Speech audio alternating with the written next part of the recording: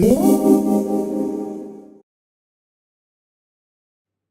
this video on government intervention, we will examine maximum prices. We'll first learn what they are, then look at how they impact markets and review factors influencing their effectiveness. We will also use this analysis to understand rent control and analyze its impact on housing markets. A price maximum or price ceiling is a price control set by the government as the highest legal price that can be charged for a good or service. Let's lay out the market equilibrium before any price ceiling is enacted. We can see that the equilibrium price and quantity are set at P star and Q star correspondingly. Next, we impose the price ceiling, or maximum, P max. At P max, set below the market equilibrium price, we have a situation in which quantity supplied is less than quantity demanded. To measure this, we look at the quantity demanded at price P max and the quantity supplied at P max. The difference between the two is our excess demand, or our shortage.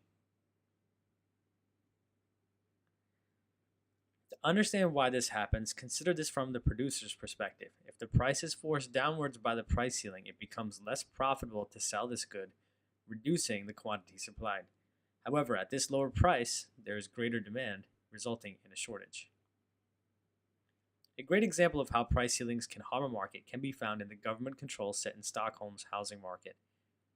With 500,000 people on the waiting list for rent control flats, surely something has gone wrong. Let's see what could possibly have gone wrong from the economic perspective. Suppose the government sets rent ceiling at P max. They would enact a rent ceiling to maintain a supply of affordable housing, possibly to prevent key workers and vulnerable people from leaving the area. There are many possible reasons for rent ceilings, but for now we will simplify and say its intent is to keep housing affordable and limit rent increases by landlords. In actuality, rent ceilings are not blanket policies that impact all housing in a market, but they do disrupt the market for housing. Let's see why. At P max, we have a quantity of housing supplied of QS. Since the cost is below equilibrium, or rather the price is below equilibrium, the quantity demanded is greater than it would have been at equilibrium Q star. The result is a shortage and a lot of people without a place to live. This could give rise to black markets where landlords accept bribes for rent contracts. It could also result in excess demand for housing alternatives such as apartments and homes in nearby areas. This rent ceiling could drive up demand for housing in different areas, artificially forcing those prices upwards. To be effective, the price ceiling must be set below the market equilibrium price. Producers will ignore price ceilings set above the equilibrium rate. This is because any price above equilibrium will result in excess supply, requiring prices to drop in order to clear it. Additionally, in the case of rent controls, it is argued that the policy is enacted to help improve the welfare of renters. However, we have seen that rent controls may not help, but actually make the situation worse. Now we'll take a look at the impact of the price ceiling on producer and consumer surplus. You'll recall our earlier discussion of producer and consumer surplus. If you're having difficulty following this part of the explanation, go back and check out the topics in Unit 2 on either topic. I'll include a link to both videos in the video notes. As the maximum price has fallen to P max, only QS units are produced. We've already discussed why QS is the quantity produced, so here we will examine the producer surplus at this point.